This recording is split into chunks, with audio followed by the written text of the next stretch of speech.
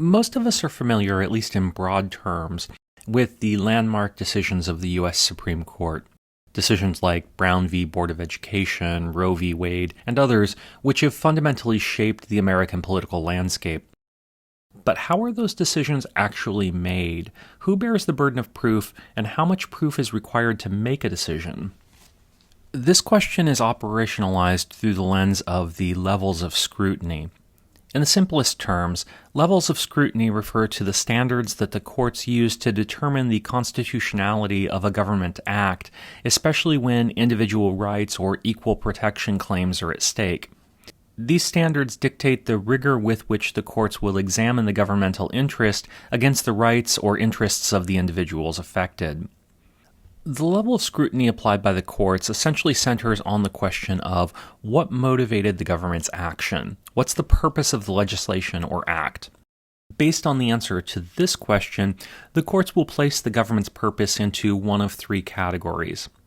Governmental actions that do not involve any suspect classification or fundamental rights, that is, most governmental actions, are subject to a rational basis review.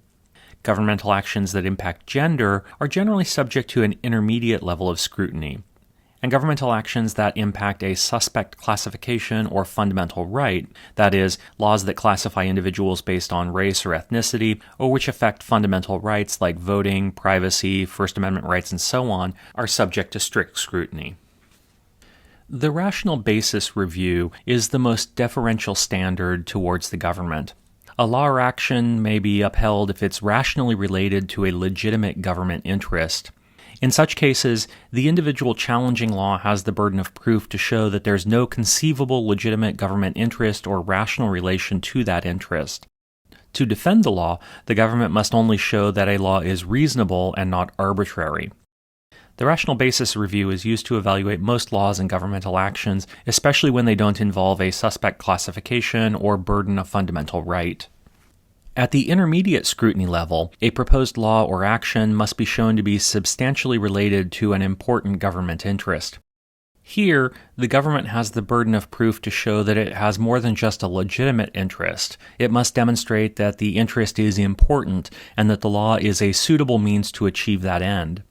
The law must be more narrowly tailored than under the rational basis review, but doesn't have to involve the least restrictive means. Intermediate scrutiny is most often applied to cases involving discrimination based on gender.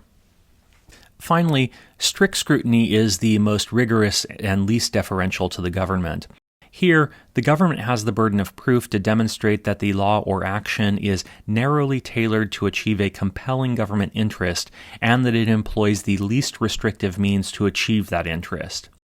This standard is applied when the law targets a suspect classification like race, national origin, or sometimes religion, or burdens a fundamental right like the freedom of speech or the right to marry. In summary, the levels of scrutiny come into consideration when the courts are evaluating the constitutionality of laws or governmental actions that limit or infringe on individual rights, or that classify individuals in a way that might lead to discrimination.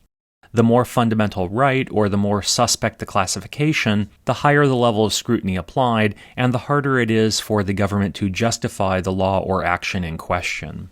But that's it for now. Please leave any questions you have in the comments section below, and thanks for watching.